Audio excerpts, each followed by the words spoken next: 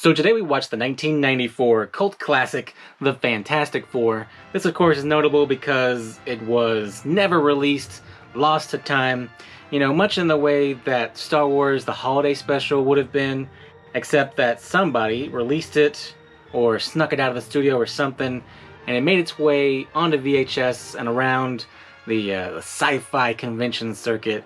And that's where I first learned about this movie, watched it. I remember thinking it was okay at the time. This was before, of course, the Jessica Alba Fantastic Four movie that would come out in the mid-2000s. Why are we reviewing the Fantastic Four today?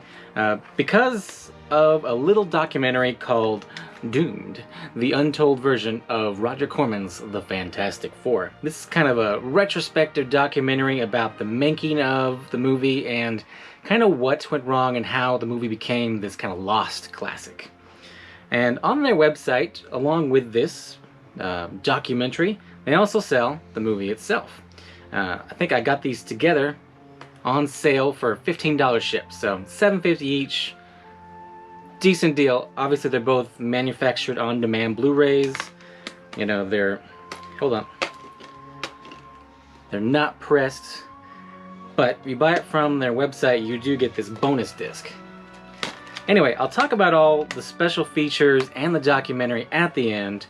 Iris, we watched The Fantastic Four. You're more familiar, of course, with the more mainstream MCU movies. What did you think about The Fantastic Four? I didn't like how the quality was because there was squares. Squares, yeah.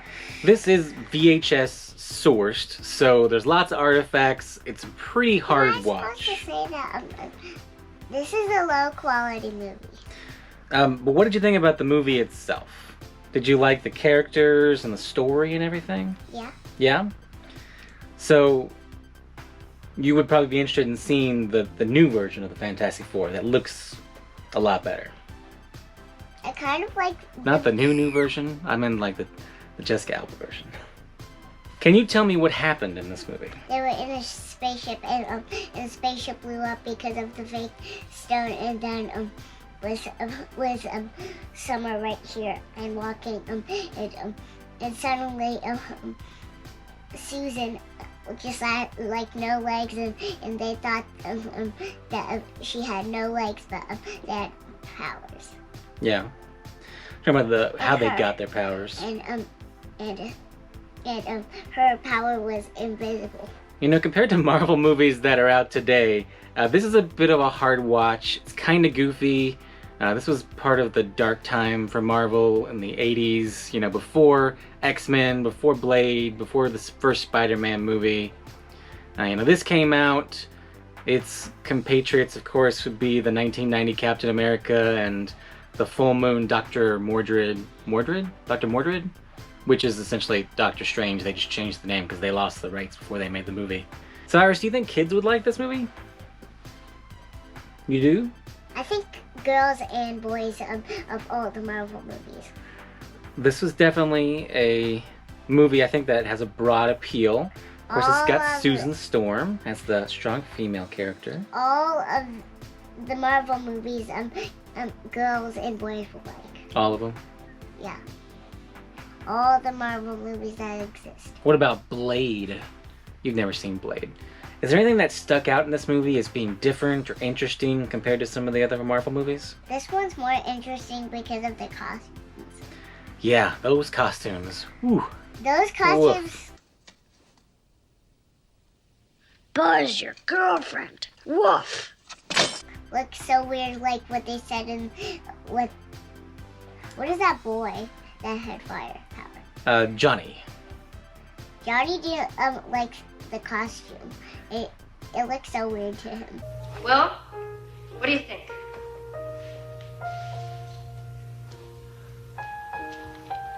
You look like a dork. It does. That's costume straight out of the comics. It looks real weird. Yeah. Straight out of the comic books, that costume. The modern Marvel movies never use the costumes from the comics. They make fun of them sometimes, like in, I think, with X2. But they kind of committed and went all the way with the costumes. So what did you think about Mr. Fantastic?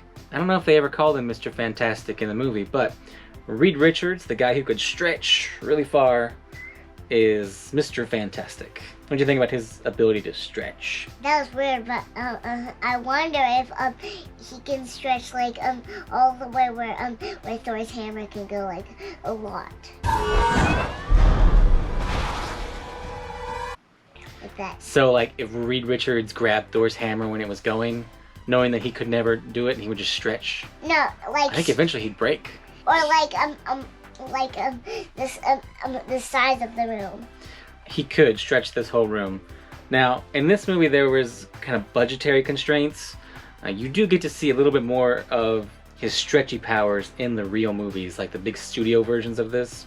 He stretches a lot more. Like this. Yeah, you'll see. I don't want to ruin it for you. What'd you think about The Thing, or the Fantastic Four's version of the Hulk? They look pretty similar. Well, I mean, The Thing is yellow, the Hulk is green. Makes for interesting comic boards when they come face to face. Kind of reminds me of the alligator man from the villain movie, the Harley Quinn movie. I would agree. Yeah, that was a very... It kind of looked like him. Very similar costume to that character. And also kind of looked like Thor Ragnarok. Like, you remember when he was in prison? Korg? Was his name Korg? The rock monster Korg? The revolution has begun.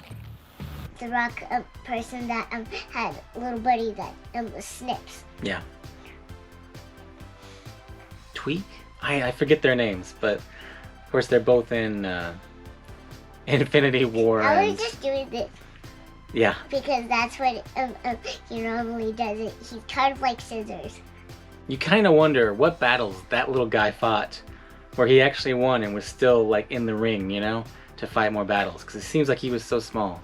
Why are we talking about Thor Ragnarok? And then we have Johnny, who had like a super early CG full body issue going. He has a firepower and he can fly like full body fire. Yeah. Oh. His effects were really rough in this movie.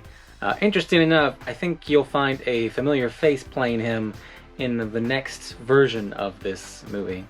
Someone you might recognize. If you were going to rank this movie compared to the other Marvel movies you've seen, how would this stack up? It's good like the other Marvel movies. Is it? Yeah, but So not good quality. Just as good as Iron Man. No, I'm trying to say like it's a good movie, but the quality's not good. Oh, okay. Just the image quality, but you enjoyed the movie. Because I'm more like crystal clear movies, like crystal clear, like it reminds me of this world. Interesting though, you do get to see the trailer for the movie on this, and the trailer's from 35mm film, and it looks amazing. It looks amazing after you watch the movie, which is a VHS transfer, but it looks a lot better, and man, I wish we could get this released at some point officially. The Fantastic Four.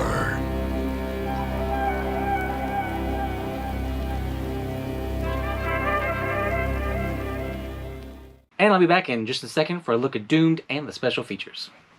Alright, and we're back. So I'm going to start out first by talking about the main release here, the Fantastic Four, and is this a worthwhile upgrade?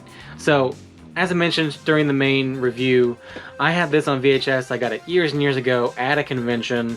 Was this a worthwhile upgrade for me? Well, let me put it up on the screen for you as I talk about it. I'm going to talk about picture quality first, because of course that's the main thing. So, I gotta say, it does look better. Not just better though, it also looks a little worse. Hard to explain. So this version looks both better and worse than the version I have. So let me kind of delve into that a little bit. The details are finer, the color is better. Generally the things you can see in the movie look better on the Blu-ray. But the parts of the Blu-ray that are dark, which if you've seen this movie before, you know is a lot of the parts of the movie, look worse. And that's because you're seeing a ton of artifacting. Obviously, at some point in time along the way, this was digitized in a less than flattering way. I mean, still looks way better than my VHS tape, as you can clearly see here, but really the low quality of the print itself, just in general, really shows itself in the dark scenes on the Blu-ray when you get these tons of black squares all over the place. And obviously, you know, VHS in an analog format has a bit of a secret healing effect that makes those not quite as obvious. Overall, yes, better quality. I will say, though, that you're not gonna beat this blue VHS tape. That was kind of nice. I was thinking about getting rid of this, but oh, let's just load that blue tape there. So, you know, that aside, comes in a standard Blu-ray case. It has nice artwork front and back. I will say it's a little crappily done, just in that the quality's not so great of the print. You know, it's hard to tell here, but it's not cut well. It sticks out on top and bottom. And if I were to trim it, I would be trimming away part of the image itself.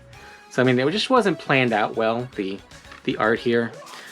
The DVD itself is, of course, a burnt DVD.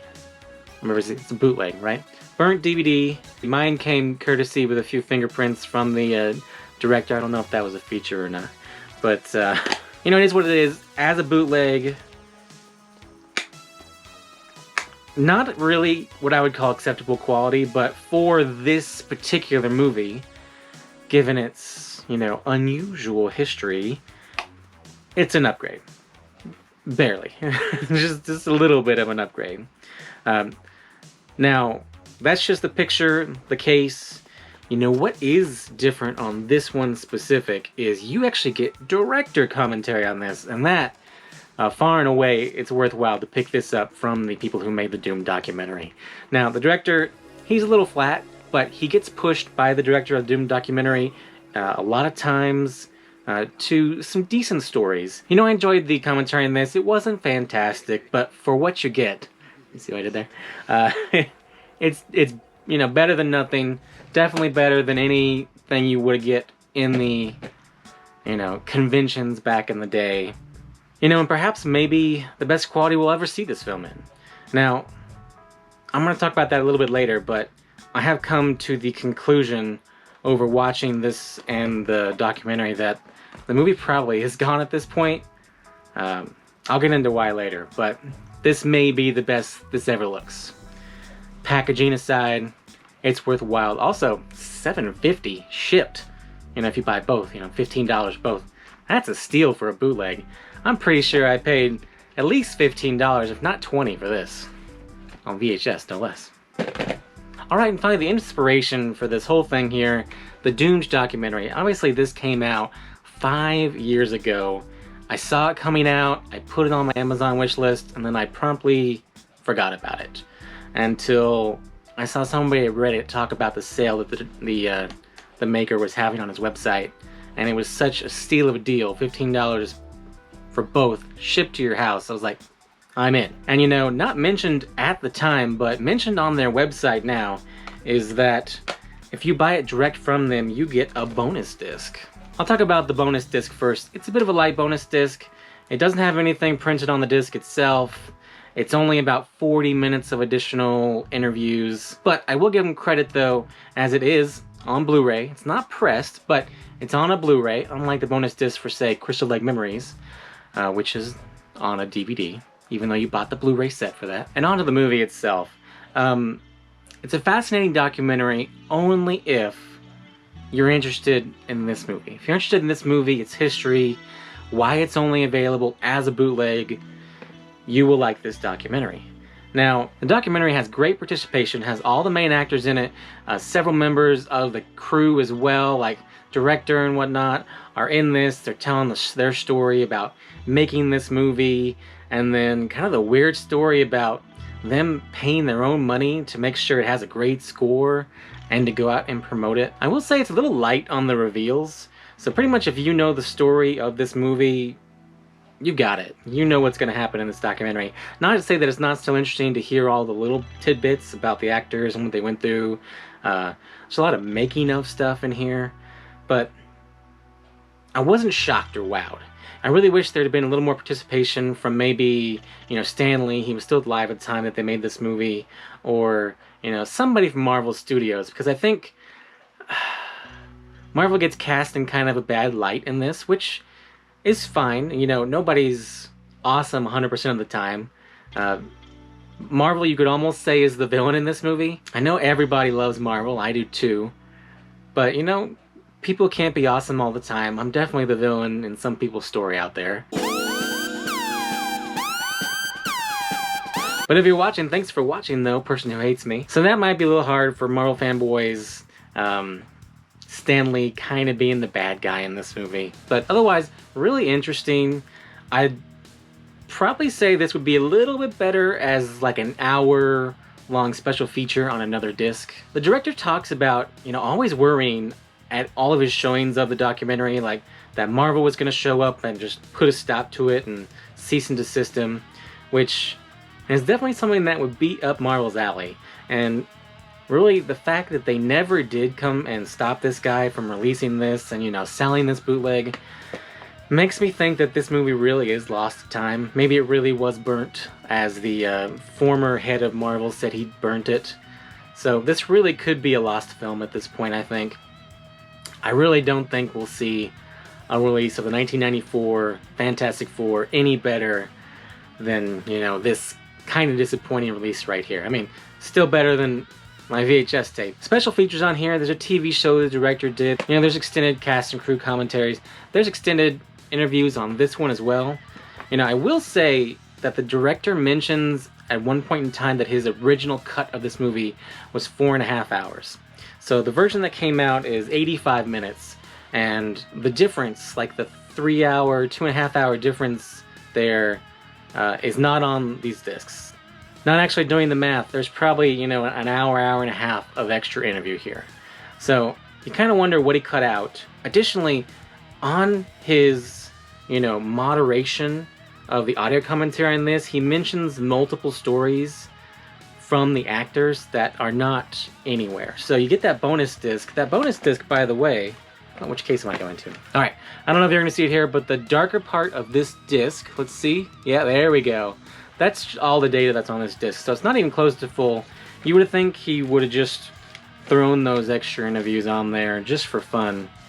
Now, I will say the director comes off as a very likable guy, and I think he did a great job, for what he had. For making a documentary on a movie that doesn't exist anymore, he did a good job. Going into it, you have to know this is a bootleg.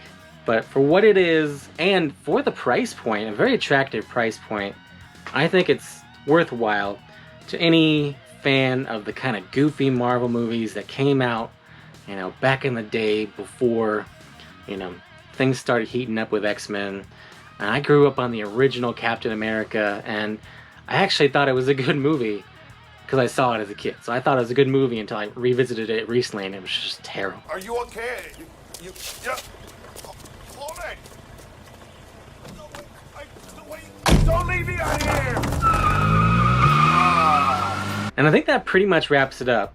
At a higher price point, I probably wouldn't recommend these, but for $15 for both shipped to your house, I think that's a really good price. And if you like the movie, or kind of like the idea of the movie, of this kind of lost movie, you'll enjoy this retrospective documentary. Additionally, if you buy from their website, at least for right now, they got that bonus disc, which you won't get if you buy it on Amazon. So, I think that's it. As always, thanks for tuning in, and have a great day. Besides, we are the Fantastic Four, right?